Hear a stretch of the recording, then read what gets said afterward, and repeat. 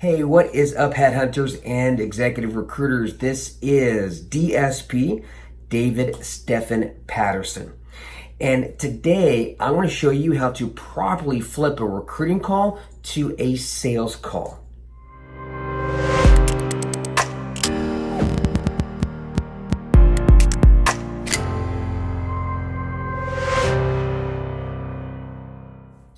But before I do that, click down below and subscribe to this channel. I release a lot of content just like this, and there's going to be more coming soon. So comment, click the notification bell. That'll help me out quite a bit, and that way you'll get notified when I release content just like this, which might just make you your next placement. So it'll be the most profitable YouTube subscription you will ever make. So with that said, let's get down to business. Now, first off, you guys may be wondering what this is. Now, this is in a lot of my videos, a lot of my Facebook Lives, a lot of my YouTube videos, etc. This actually goes to my gong. So you see it over there. That is my gong. I read that every time I close a deal. It's also rung every time somebody in our Facebook group closes a new deal or hits a new PR or loses 100 pounds or hits a new personal record on their squat, etc., etc. Pretty exciting. But with that said, and I tend to wave this around a lot at my students because I have to beat them into submission sometimes to do the right thing, okay? Get on the phone. Anyway. With that said, let's get down to business. So there's two ways, easy way, and there is the hard way. Easy way is simply this, right? It's the way that most trainers teach us, which is simply get a prospect on the phone to talk about their career, which in and of itself is a great piece of bait. Let's be real, okay? And then to get them on the phone and go through the, glad hand them basically, hey, great to meet you, and you've got great experience, and sure, what are you looking for exactly? Perfect. If I come across something like that with a Fortune 500 company, in what state? Okay, perfect. I'll let you know in these states, and if something in this salary range comes available, and I'll certainly let you know. Excellent, Bob. By the way, before I let you go, I'd be remiss if I didn't ask, do you ever use recruiters? It's super clunky, right? It's not very smooth. It's not very smooth. And you're putting yourself in a bad light. You're just asking, hey, I just showed you some value. Although you really didn't. You didn't show any value at all. If you say, oh, sure, I recruit those positions too, I'll let you know. But you didn't ask any good questions, right? You didn't show any value. You're basically saying, hey, I used a piece of bait to get you on the phone. Now they got you on the phone. Hey, need any help? That's how they see it. It's a bait and switch, okay? Don't do that. That's the easy way, and that's the wrong way, because it doesn't work. It's easy because all you have to do is say, hey, Bob, be remiss if I didn't ask, but do you use recruiters? Well, let me show you my pitch. I got to pitch it. All right? I got to ask, because the boss man makes me ask. It's just super clunky. Don't do it. It's almost like you're ashamed to pitch your services, right? Which is a whole nother video. So let's talk about the right way. Now, it's not easy. It's the right way. So first off, there are a couple requirements. One, you must be able to help them, right? You must legitimately be able to help them. Now, you may not have an opportunity in hand right now. That's okay. But you need to be able to legitimately help them, meaning you must work at that level, or if you don't right now, you make sure you start pretty soon. You make sure you help at that level, and make sure you can give them solid advice, okay, to get them to that next level and where they want to be. That's number one. So just from a karma perspective, don't bait and switch these people. That's not cool. Don't do that. They can see through it, and it's not a very good way to build your business, okay?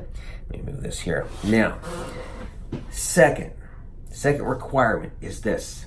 You must not have a commodity offer. Let me repeat that. You must not be a commodity. Now, for those of you folks who are watching this thinking, well, I'm not a commodity. I'm a specialist in financial services in Philadelphia. In fact, I've been doing it for 20 years, dang it, and I specialize. I really get down deep into my client's culture and I figure out the blah, blah, blah, okay? Yet at the end of the day, if you fill a position for a percentage, and that's kind of about it, and you are betting on the fact that you're a specialist and you got 20 years in the business and that you're really good at digging into the client's culture, well, I bet you there's probably someone out there who is also a specialist, has 21 years of experience, and is a little bit better at digging into the client's culture. You see, you're not a premium service. You're a commodity. So you got to figure out, how do I make a commodity, which is what we do, and often it's a commodity, right? It's the, hey, I fill this position at 20%. Somebody else says, well, I'll do it at 25%. Somebody says, I'll do it at 19%. We're all just filling positions and throwing resumes. So in and of itself, that is a commodity. So you have to figure out how to take a commodity service to make your premium product. You gotta have an offer that is significantly different than what everybody else offers. Now, this is not the video for that. I might do a video later on that. But it's pretty foundational. It's actually what I work with my clients on in the 7-Figure Headhunter Accelerator program, which is my high-level program where I help people develop high-level offers, okay? Not that there's a cheap plug, but maybe it's a little bit of a cheap plug for that. So have a higher-level offer, okay? Have something that is significantly different than what everybody else in your market offers, okay? Second requirement. Third requirement is be a master craftsman at talent acquisition. So what does that mean? Well, as a recruiter, we're really good. Most of us are good at hustling up candidates. Getting a list of 100 people together, cold calling them, getting a couple people that are interested, making sure they meet most of the requirements. Okay, they look good, great. Write up a submittal, send it to the client. And then when the client says no, or when they say they do want to interview, set up the interview, doing a quick prep, maybe doing a debrief. We never prep the client or debrief the client, do we? No, we never do, although we should. But going through all of that and then trying to close a deal. That's kind of what we do. It's what we're good at, right? Well, think about this. We have to realize that what we do is transformative to our clients. Our clients are just trying to fill a position. What do they really care about? They care about their careers. VPs want to get to the corner office, C-suite. Directors want to become VPs. Or maybe it's not the promotion. Maybe it's just doing better at their job, or providing shareholder value, or hitting the numbers, or developing their team, or just keeping their job. Maybe getting a bonus. Maybe just feeling good about what they do for a change. Not feeling completely stressed out by a poor performing team. Whatever that is they're trying to accomplish, that's their dream. Just filling a position, that doesn't mean jack. You know, it's a means to get them to that. But unfortunately, most of our decision makers that we work with are very bad at it. You see, you go to any airport bookstore, and what are you going to find in the business section? Just a ton of books on leadership development, marketing, sales, business biographies, right? How to grow a business, how to scale a business, all that. But what do you not see? Books on recruiting. Hardly ever see it. Yet, that's the number one determinant of success in the corporate world, is our client's ability to field a top performing team. And time after time after time, they have mishire after mishire after mishire. On average, amongst most industries, about 50%, a little bit under 50, about 46% of all hires are mishires across the industry, okay? Or across all industries, rather. Now, of the ones who do work out, about half of those, 2/3 of the ones who do work out end up being average performers. They're not the ones who you would fire. They're not mishires, but you probably wouldn't rehire them if you had the chance. Okay, so before you search for owners, you know exactly what I'm talking about. You probably have some billers in your office they're okay, but you wouldn't rehire them. You might have rather hired the other guy that you were talking to at the time, okay? But they're not bad enough to be fired. It's your average performer. So maybe 1/3 of those who do last, who aren't mishires, are actually top performers, roughly, right? So what does it tell us? It tells us that managers are very bad. Leaders are very bad at hiring. They don't know what to do. you get your MBA. They're not teaching you in MBA school how to effectively hire top performers, okay? Right? They're teaching about ROI and market analysis and product market fit and proof of concept. All those things are great, but without a team of A players, you're just not getting anything done. So that's the problem, right? And that's rampant across most industries. So this is a good piece of knowledge to have going into these conversations, okay? Because now, going back to being a master craftsman at what you do, as recruiters, again, we're really good at hustling candidates. Our clients are really bad at screening candidates, hiring the right people, onboarding them correctly, retaining them. So can we help them do that? When we submit a candidate in, let's look at a process for a typical recruiter on their website. I don't know, make a list. We source candidates, first we do discovery call, and then we source candidates, and then we reach out to candidates with the pitch, and then we telephone interview, and then step 6, then candidate goes onto the client side face-to-face to interview. And then 6 or step 7, we ensure we have a 98% acceptance rate, which usually that's all lies, by the way. 98% acceptance rate, and you make the offer, and we make sure the candidate accepts it. And then the candidate starts, and that's kind of the process. But you as a recruiter are only involved in very few of those steps. Where are you involved in the face-to-face interview phase? So are you helping your clients put together a scorecarding system? Do you know what a scorecarding system is? Do you know why it's important, why clients should use it? And if they don't know how to do it, can you help them put that together? What about working interviews? Do you know how to help your clients implement those? Most candidates lie during interviews. There was a study, and I forget the name of the study, I have to pull it up, but there was a study done showing, I think it was from Boston University, I believe, showed that in 80% of candidates, right, in this study, lied an average of 2 times every 15 minutes. What that means, and I tell this to my prospects all the time, 80% of the time, you've been being fed lies, 8 lies per hour of interview time throughout your entire career.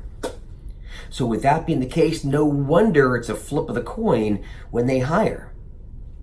Because there's 2 times when people are perfect. Once when you're born, once when you write a resume or interview, right? Those 2 times. So if that's the case, how can we protect ourselves? Working interviews. It's very hard to lie in a working interview. But our clients don't know how to set those up, or maybe aren't even aware that they can do them or that they should do them. What about references? How can they put together a robust referencing system that isn't dependent upon the 3 basically paid endorsements that the candidate gives? How can we make sure we have a robust referencing system? Can you help a client with that? I know I can you? Can you help a client onboard? How do we onboard a candidate? Because that's beyond just the normal, look, when you onboard a candidate, what usually happens?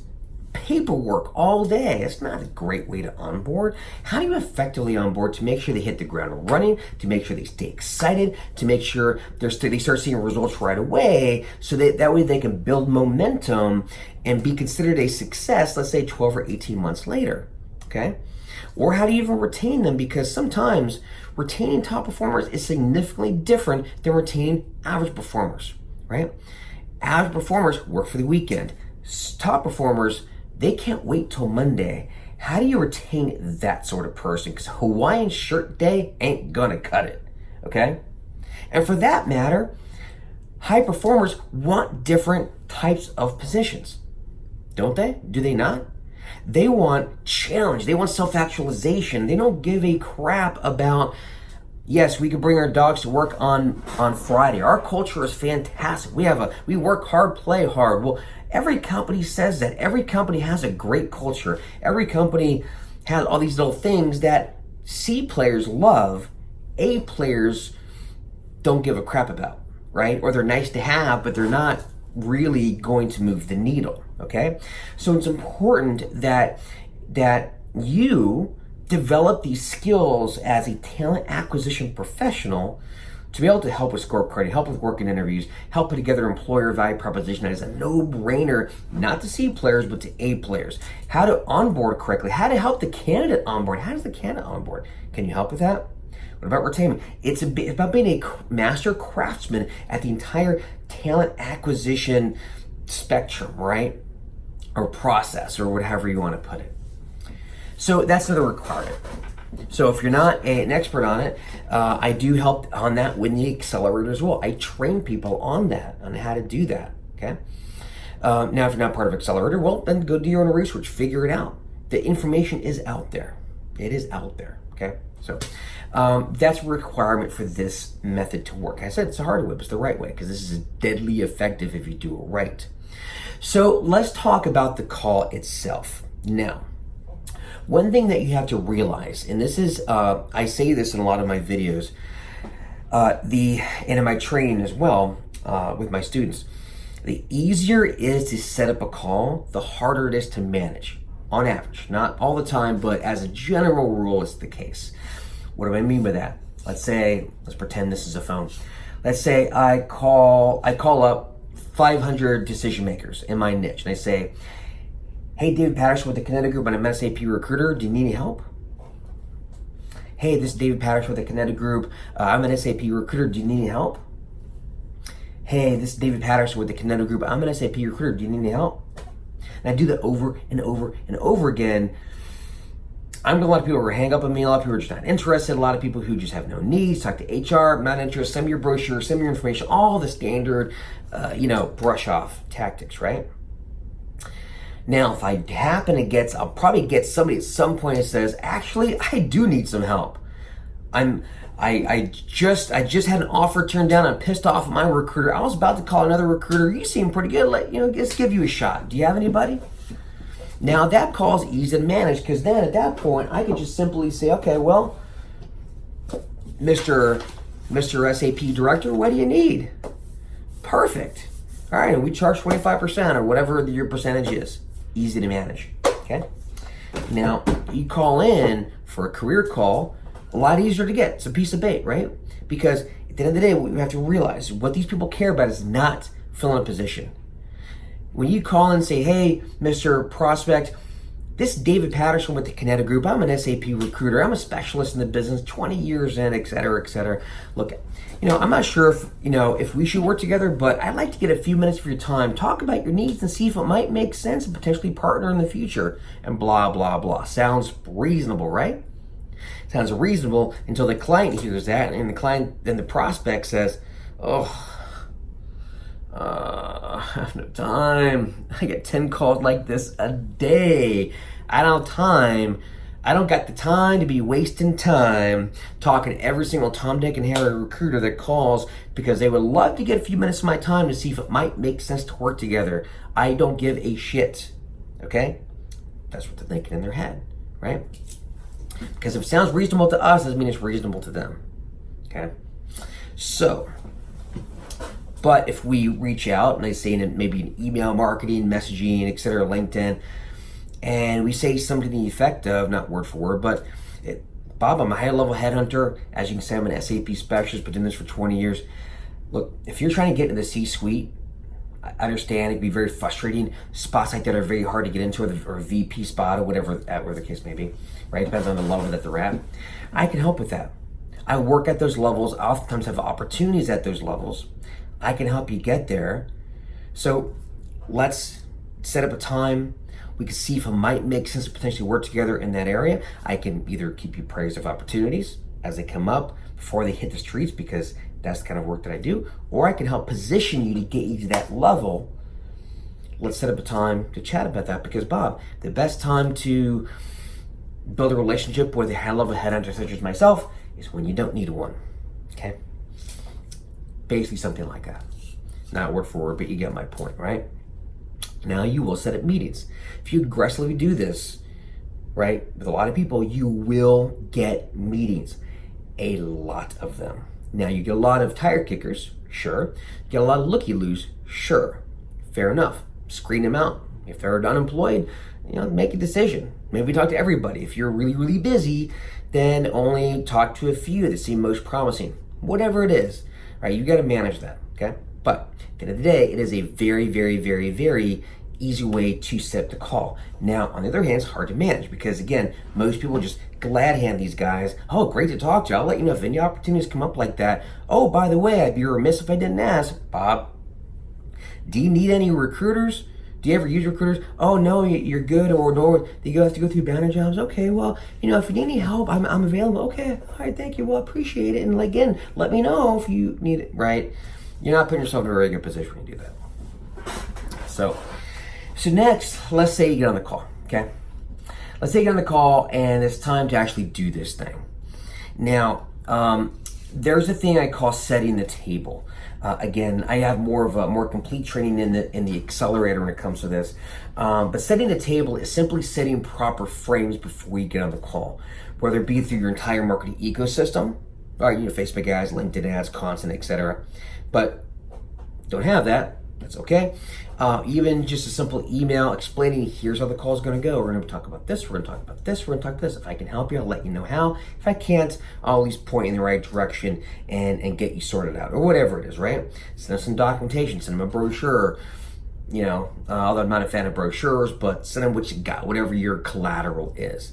Just wanted to show that you're a little bit of a different recruiter than most, okay? Now, when they get on the call, let's say you've set up 30 minutes for the call, let's say, and I recommend these calls be about 30 minutes because otherwise these calls tend to be a bit rushed otherwise. When you get on the call, it's important to frame the conversation when you first talk. Now, you guys might be asking, David, what does framing the conversation mean? I'm glad you asked. See, framing is a neuro-linguistic programming term, or NLP, and it's simply the context of an interaction, okay?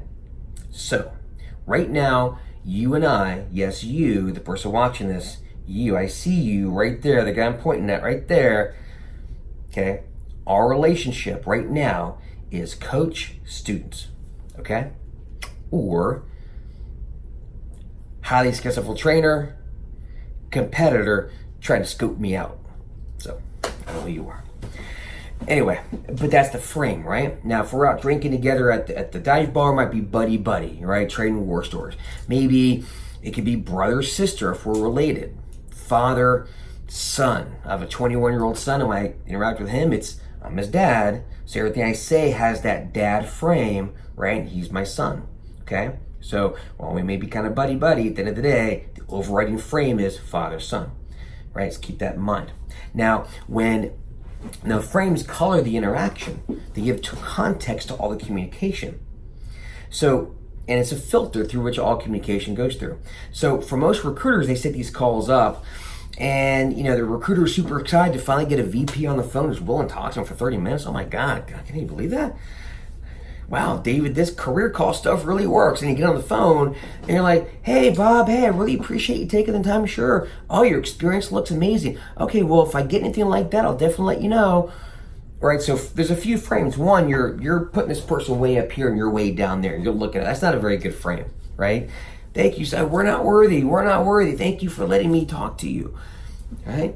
If there's anything I can do to help, anything at all, you let me know. I specialize in the really tough positions. I can help you out, right? That's not a very good frame. The other frame you're in is, hey, I can help you with your career. Now, that's not a bad frame to start off with, but we want to flip the call, don't we? So why are we setting the frame that we're just going to be talking about their career and that's it? And then at the end we say, oh, hey, by the way, Bob, I'd be remiss if I didn't ask, do you have any positions open? And you wonder why they look at it as a bait and switch. We didn't set the frame, right? It's kind of like, if you're a young man dating and you're afraid to get rejected by a girl that you're dating or that you're on a first date with, because most young men are deathly afraid of being rejected by women, right? It's one of the worst things a young man can go through who doesn't have a lot of confidence. So let's say you get a first date and you're like so excited and you don't want to blow this one. You don't want to do anything that could cause you to get rejected. So you play it super cool, super platonic. You're not flirting overly, you're not really flirting. You're just being super, you're not trying to, hold a hand, or you kind of rub his shoulder a little bit, or get a little close, or say something kind of flirty, because you don't want to be rejected. You're playing it safe. And at the end of the night, she's got the vibe, that friend vibe from you. It's the friend frame, right? It's the frame, right? And then in the night, you go in for the kiss, and she's like, whoa, I wasn't getting that sort of vibe from you. You know why? Because you didn't set the proper frame. Maybe you should have been a little more dangerous. Maybe you should have a little flirt a little more. Yes, you might get rejected, but at the end of the day, you're also setting that frame of, hey, I'm kind of interested in you, and right? That's the frame. So we're going to set that kind of frame. Not that we're going to go in for the kiss, but I think you get the point, right? The analogy, okay? And we're going to set the frame when we go for the kiss. If you will, when we flip the call, we're going to set that frame early, right off the bat, okay? So here's what you do. When you get into the call, you want to, there's a script that you want to go through, which is going to help you kind of set that frame, okay? Now, the script that I use, I call it the inception script. And the inception script, by the way, a little word on scripts. I'm not a fan of scripts. Recruiters love scripts. Scripts are like recruiter porn, right? And I'm one of the few trainers who actually doesn't really work a lot with scripts. There's very, very few scripts that I actually teach. There's this script. There's my 4-gate client conversion script, which is deadly, by the way, okay? And there's some like voicemail scripts I use and live scripts, but what I really teach, though, mainly beyond the scripts, is the framework. Even in this script I'm about to show you here, it's framework. It's the words don't really matter as much. It's the framework.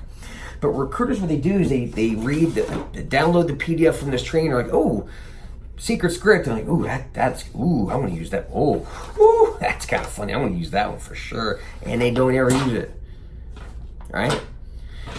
But recruiters love it. So I don't do that. So I rather teach you the framework, and then let you, I'll teach you the science, and then you can kind of play around with art, right?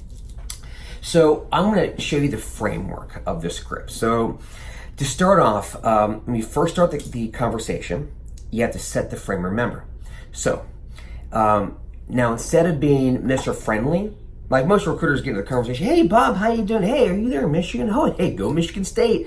Yeah, did you catch the game last night? Oh, man. Yeah, so I heard you golf. I saw on your LinkedIn profile. Oh, fam, I golf too. You know what I mean?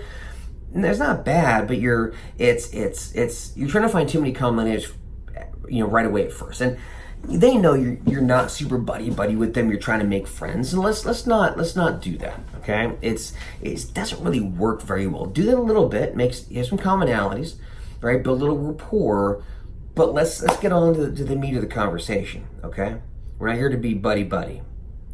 You will be buddy, and you can provide some value. But right now, let's set the stage. So, after some niceties, go right into it. First thing you say is, well, Bob, appreciate your time, and we're definitely going to get into talk about your career, how it can help you get to that next level, as well as maybe keeping you apprised as those next level opportunities come up, depending upon what that means for you. But before I do so, I have to address the elephant in the room. And I pause, okay? Well, Bob, as you know, it is highly unethical for recruiters to ever recruit from their clients. I never have, I never will, but some recruiters will do that. Now, with that said, you may be wondering, if we're establishing a relationship now where I'm going to be helping you with your career and keeping you apprised of opportunities, helping you get to that next level that you want to get to, well, if you become a client and now you've tasked me with going and finding top performers from your competitors, recruiting directly for your company, you may be thinking to yourself, wait a minute, that doesn't jive. Doesn't make sense, right? Where does that leave us? So with that said, the way I look at it is the fact that we're establishing this relationship now, before you become a client. You may not be. We may not be a fit for each other, which is fine. It may not be a fit for you. You may not be fit for us. But if you do become a client, I feel comfortable ethically in working with you on your opportunities, not necessarily with anybody else. Like I wouldn't go and directly call Sarah, your PMO, and a recruiter away from another client if you become a client of mine. So I feel comfortable with that if we establish this relationship now. Does that make sense? And they always say yes. Okay, great. And then you move on and get into the rest of the conversation. Now, what am I doing there? Now, that script is a little bit rough, so I'll run through it again, and so you get the idea. And then I want you to think of waypoints, okay? Because again, it's not about the words, it's about the waypoints. Because you see, the next time we do the script, it'll be slightly different. Hey Bob, I appreciate you taking the time to talk to me today. As I mentioned, I'm going to be helping you get to the next level in your career, whatever the next level may be for you, and we'll talk about that. And I can certainly let you know as those opportunities hit the streets. With that said, though, I do have to address the elephant in the room. Pause. See, as you know already, Bob, it's very unethical, highly unethical for recruiters to ever recruit out of their clients. I never have, never will, right? I would never recruit a top performer away from your company if you were a client. However, we're establishing a relationship now where I can help you get to that next level. I can help you keep you apprised of opportunities as they come up. Yet, if you become a client in the future and you task me with recruiting top performers away from your direct competitors for your team, you may be asking yourself, where does that leave us? Doesn't quite jive. Well, the way I look at it, Bob, is that by virtue of us establishing this relationship now, in a sense, you're kind of grandfathered in. So we can move forward and continue this relationship, right? Can help you get to that next level in your career. But obviously, if you end up becoming a client, and you may not, or you may, right? We may not be a fit for each other, but if we do, I want you to rest assured I wouldn't recruit from your company at the same time. Does that make sense? And they always say yes.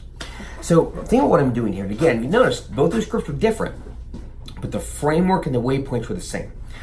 So first line, I need to address the elephant in the room. Here's why I do that. When they're on the phone with you, they get on the phone with you, what happens? In fact, let me say, how about you? All right? Do you ever focus on the person you're talking to? You're on the phone with your fifth candidate that day, and you're talking, and you're asking questions, and he's giving you his answers, and you're while you're listening, and you're on your mouse, you're on Facebook, you're on the Instagram, you're in your email. There's an email back. You're not really paying attention, are you? Okay. Well, they do the same thing. When you're on the phone with you, they're probably not giving you 100% of their attention. So my first task is I need to snap your attention back to me. Someone saying a weird statement or something completely out of left field can do it. Hey, Bob, let me address the elephant in the room. I bet if you talk to a candidate and you're barely listening because you're doing something else, right? And then a candidate says, hey, Steve, I need to address the elephant in the room. What? Huh? Right? You're like, what is he talking about, right? It snaps the attention back. So now you can say, let me address the situation, let me address this, but I like the elephant in the room because it sounds weird, but secondly, it's a common phrase. Let's address the unspoken situation that we're both thinking about. That's what that means. Now here's the thing. He's not thinking about it, or she's not thinking about it at all. This is a common psychological trick of creating a problem that makes sense and then getting them to buy into it and then solving it. Right? I create a loop and then I close it. Right? It's create an open loop and closing it. Okay? So you create an open loop, they attach onto, boom, and then you close it. So here's what I'm creating a problem or one never existed and I'm solving it. Okay? And then I explain further. It's unethical for recruiters to recruit from their clients. Now, what other recruiter has the ethics conversation 2 minutes in? None. But I do. What does that do? It sets another frame. Boom, first frame, ethical recruiter. And I would never recruit people directly out of your company. Second frame, I'm the kind of the recruiter who recruits directly, right? And I'm going to further that frame later on.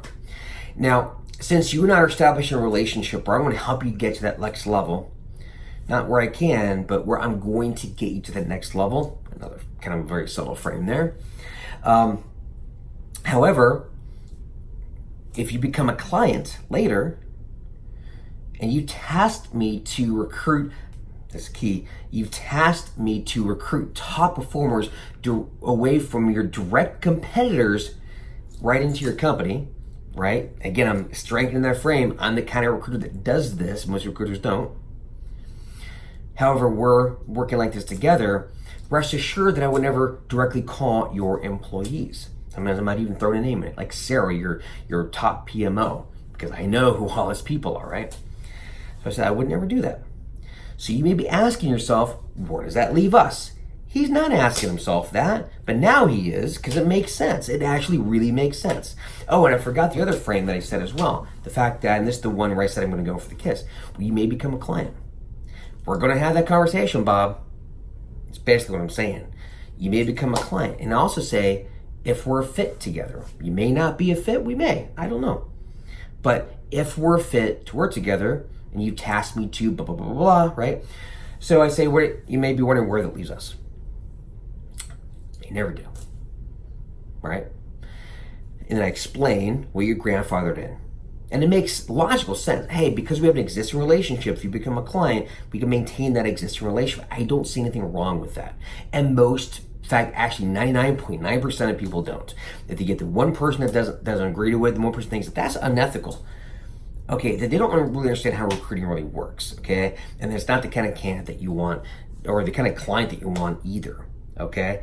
But most savvy candidates, or halfway decent candidates, understand how this works. You don't recruit from clients. However, if you have a prior relationship, you've established that, and this, especially if it's a leader, and funny enough, you recruit an accountant from that company who is a prior relationship, they'll probably be pissed off if they're a client.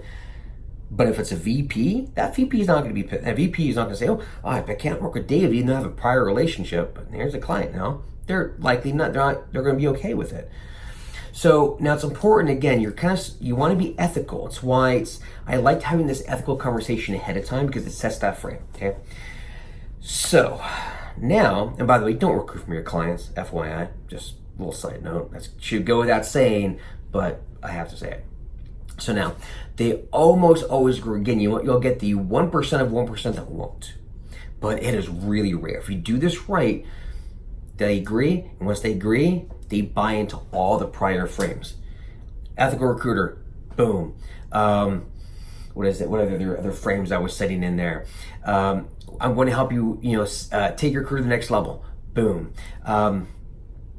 I recruit passive candidates, basically top performers from your direct competitors. Boom. You may become a client. Boom. Right? I'm going to be talking about that. But we may not be a fit for each other. Right? I'm picky with who I work with. Boom. Right? And then you're grandfathered in. Does that make sense? Yes, always does. Always does. Almost always. You do this right, it almost always makes sense. So remember, those are the waypoints. Not necessarily the specific words, necessarily, but hitting the proper beats. Elephant in the room. Establishing a relationship. Okay? You may become a client, but we may not be a fit. That's okay, but if you are, you tasked me to recruit top performers out of your direct competitors. Another waypoint, right? Where does that leave us? Well, because you're grandfathered in, another waypoint. Even if we establish a relationship, even though we may become a client at some point, we have this established relationship, you're grandfathered in, boom. Does that make sense? Yes. All those frames fall down, and now you've framed the heck out of this prospect, okay? Now you can continue the conversation. And there's likely to be a new level of respect, because nobody ever has had the intestinal fortitude to have that kind of very candid conversation 3 minutes into the call, okay? So with that said, now that you set the call up, now time for the rest of the call. Now, I'm not going to get into the specific scripts necessarily, because again, the scripts don't matter as much as the framework. Here's what I want you to remember though. You want to avoid the endless conversation to nowhere. Now, I may be asking, David, what is the endless conversation to nowhere? I'll tell you. Endless conversation to nowhere means you have a 30-minute conversation with a decision maker, and you basically glad hand them, oh yeah, that looks great. Oh, you've got great experience, fantastic. Oh, you want a position here in the Pacific Northeast, okay, or Pacific Northwest rather. okay, with this sort of silent range, perfect. If I get anything like that, I'll let you know. And more jibber jabber, and you get off the phone and you get nothing out of it, right? Maybe you kind of flipped it, but clunky, but it's endless conversation to nowhere. And then at the end, it's like, well, nice to meet you. So here's what you do instead. And obviously, an endless conversation to nowhere, they're not getting any value out of the conversation either. I have to remember that. You just wasted their time. Not just yours, but theirs. So, to make sure you don't, it's important to remember, have waypoints. Remember I talked about waypoints and framework on the script, right? The inception script, same thing. During the entire conversation, have waypoints. Make sure I do the inception script at least by the 3rd minute of the call. And have this, and look at a clock, and have this on a sticky note on your desk. 3rd minute of the call, boom, hit this point, hit this beat, okay? 7 or 8 minutes in, hit this beat. And I'll tell you the beat in a second. 12 to 15 minutes in, make sure I cover this. I start veering the conversation over here.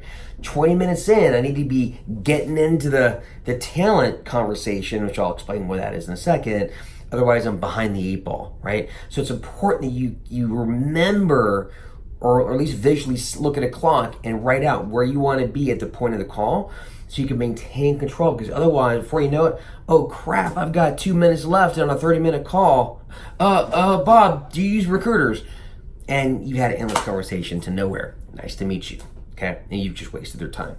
So it's important to remember the waypoints. I'll tell you these waypoints you want to hit, and then and we'll leave it at that, okay? So the waypoints are these. First waypoint is you want to, obviously, elephant in the room, right? Inception script. Second stage, you want to see what is their current situation. What do you do? Tell me about your team. What do you guys do, etc. What attracted you there? Okay, are you completely happy? Like, you want to try to uncover some pain there, right? What are some of the stressors? Are you guys hitting your numbers? Are you, whatever it is, whatever some of the pains are, you have to dig too deep, just kind of uncover some pains. Now, here is the secret sauce, or some more secret sauce. Now, once you find out where they're at, now start talking about their vision. Well, Bob, what kind of opportunity should I call you about? That's not what I'm talking about. So, if this call accomplished everything that you wanted to accomplish, perfect opportunity, right? What would that look like? If you can wave a magic wand, right? Not what you think you can get here, but really your ultimate dream. What is it going to be? Your next role, or maybe even beyond that. What about the role after that? What's your ultimate goal? Are you looking to be a CIO? You're looking to whatever it is, right? What do you really want out of your career? Let's talk about that, right? Get them to dream a little bit. Get them to paint the canvas. Most people are so stuck in the day-to-day, right? People, when they get into the workforce, they have these amazing dreams. I think this is my career, and I'm going to do this, I'm going to do this, and do this. And then they get 10 years later, middle management, they're about to blow their brains out because they're just stuck putting out fires, and they're not dreaming about their career anymore. So let them dream a little bit. What would you like to see? So it's beyond just, what should I call you about? What sort of salary would you like? Yes, talk about their next position, but talk about the few positions above that too. What does the career trajectory look like over time? Get a sense of that, okay? Now, here's where it gets interesting. Now, right, that's the second segment. So remember, elephant, okay, inception script, current situation, uncover some pain, get them to paint the canvas, dream a little dream, okay? That's the third stage. Remember, waypoints, hit these beats. Do not get distracted. Do not let them take over the conversation. Stay on task, okay? Third section, vision. Fourth, challenge. Now this is the secret sauce, because recruiters don't do this. If you're a 2-year recruiter talking to a VP, do this. You'll be afraid to, do it anyway, right? Challenge them. So, and you don't have to use this exactly, but just as an example. I'll give you a couple examples. So Bob, it sounds great. It sounds like you're doing well there, your company, right? You've had some success. Now, I talked to a lot of directors in your position, and oftentimes they want those same things. They want to get to the CIO level eventually, and obviously it's a long road, right? So I have to ask, even just getting to your next level position, let's say a VP at a Fortune 500, and you're wanting to get there, I have to ask, why aren't you there yet? Ooh, you dropped the bomb, right? Now it's really important you don't do this.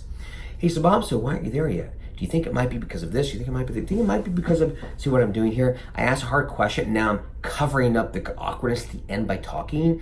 So shut up. Why aren't you there yet? Shut up. Let them sit with the weight of the pain, of the awkwardness, right?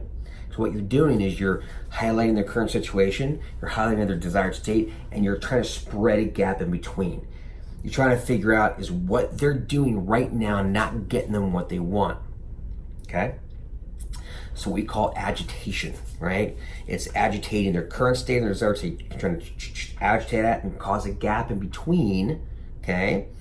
And that gap in between is usually revolved around talent. I'll get to that in a second, okay? So right now we're spreading that gap, challenge them. So why aren't you there yet? See what they're saying. Or you could say something to the effect of,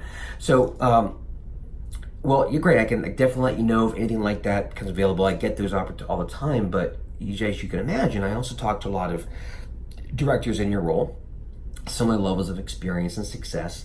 So if I were to talk to my clients about you and your skill set,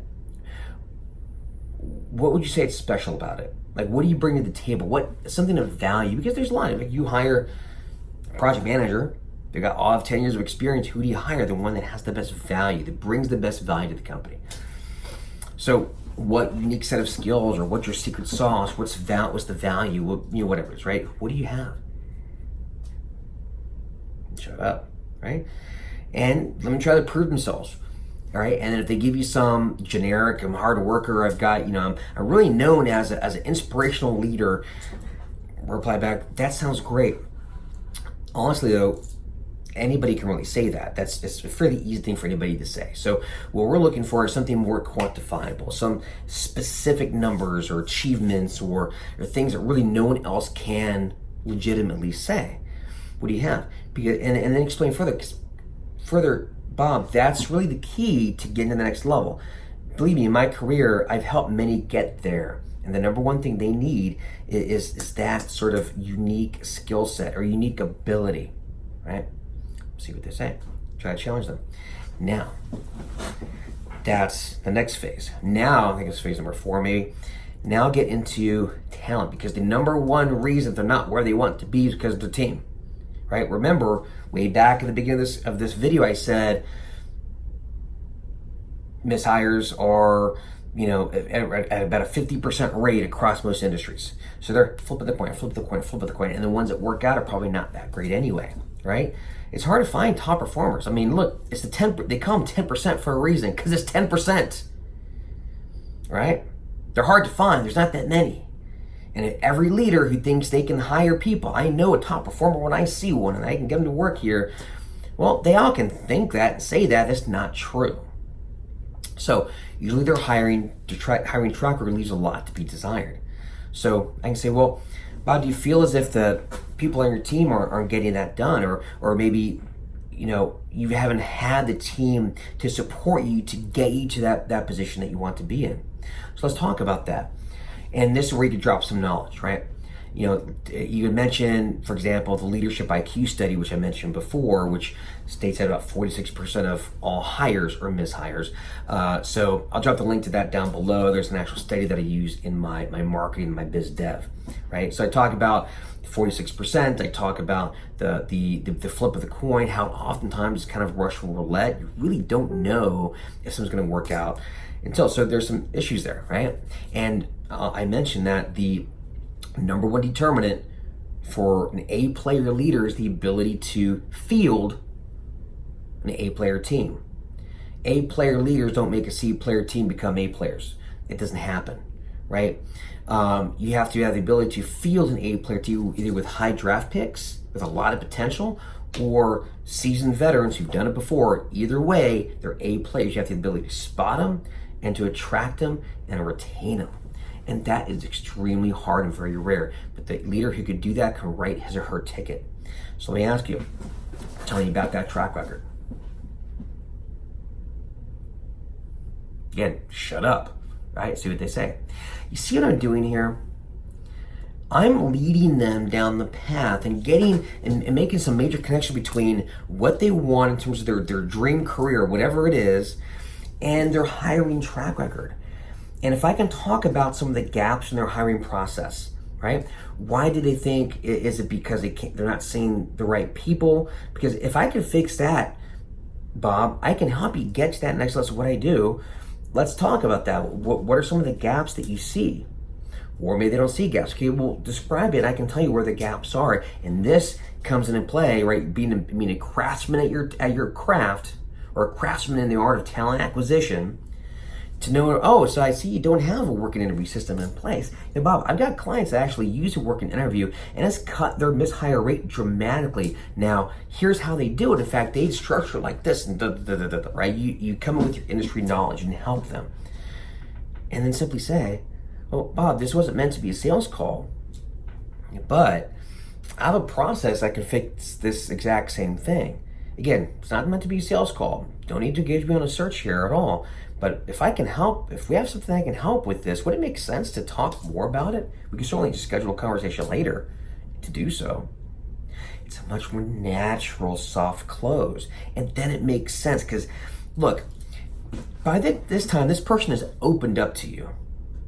Imagine you call a VP and you cold call and they're willing to give you a few minutes of their time. Sure, I'll give you about 5 minutes or even 30 minutes. You start asking tough questions, they're not going to give you the time of day, you know? No, we don't need, yeah, hiring's fine. Yeah. Oh, yeah, we have an approved list of vendors that we use, or you have to go to HR, right? But then you talk to that same VP about their career because there's a job that they want. They open right up. Now you can ask questions about their compensation and their family situation if it comes to relocation. All those things, it's okay for you to ask, right? Now, and they'll tell you, and they'll give you that information. So you've opened them up, you busted that egg open, and you're digging in, getting all this information, and then you've drawn a direct line between their ability to hire top performers and the career of their dreams. And you did it in a very natural way, and you've given them a lot of insight to fixing their broken hiring process that didn't even necessarily involve hiring you or using you as a recruiter. And then you simply say, again, not the hard close, hey, can we help you solve that, Bob? Because then it's a bait and switch, right? Hey, can you need help with that? Hey, can I help you? Can I help you? Can I work on that position, please? No. Well, this wasn't meant to be a sales call, but look, we can help with that. It's what we do. In fact, I have a specific process that actually covers that gap. We help our clients do da-da-da-da-da-da. Again, not a sales call, but would it make sense if I can help you do that? Would it make sense to talk more about that? We can always schedule a later time. And it's a very natural way to say, yeah, it makes sense. Right? It's a very soft close. And of course it makes sense. You're not asking from, hey, can I get your business right now? No. You're simply, would it make sense to talk more about that? And it opens that door up. So that is how you properly flip a call. Now, is it harder? Yes. If it were easy, everybody could do it, right? And you won't set yourself apart. Now, when you first get in these calls, the calls are going to suck. They're going to be hard. They're going to be awkward. You're going to fumble. You're going to do it wrong. You're going to take the inception script and do it at the end or the middle. You're going to screw it up. It's okay. Record your calls. Analyze them. Do 30 of them. Modify the script. Do what you're doing. Then iterate, right? It's the constant iteration is what makes you good. So you have to be willing to suck. You're going to suck a lot. It's going to be crappy. Be willing to suck a lot, and eventually you'll suck a little bit less. And you'll suck a little bit less. And you'll suck a little bit less. And then you're kind of all right. And then you're kind of good. And then you're really good. And then you're excellent. And then you're deadly effective. Then you're a master. But you never achieve mastery unless you're willing to suck for a long time. Maybe not a long time, but to suck on a large amount of calls, right? And again, if you do one call a week, well, it takes a long time to achieve that mastery. You do 30 in a week, all right, well, you're on the fast track to getting this handled. How hard are you willing to work to make that happen, right? That is, bar none, one of the best ways to get a lot of traction really quickly in an industry. But again, you have to practice it, control the call. Because if you have 30 calls a week that are just endless conversations to nowhere, hey, nice to meet you, you're obviously zero traction. Okay? So work the plan, okay? Plan out the script, hit the waypoints and again, when I give time examples, that's just examples. Everybody's gonna have a different sort of waypoint, but maybe third minute, make sure you've set the frames and then the inception script. Maybe that next section is going to be kind of clarifying their pain, their current situation, etc. But by 7 or 8 minutes, 9 minutes, you gotta start steering the call to their desires, their dreams. Maybe about 12 to 13 minutes. Okay, times are challenging because if you wait too much longer, then you're not gonna have time for the rest, right? Hit those waypoints. Really, really key, okay? Hope that makes sense, guys. I would love for you to comment down below.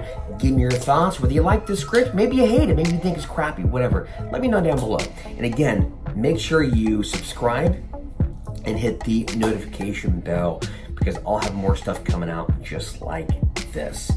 And with that said, guys, go out there, have some fun, and as always, happy hunting.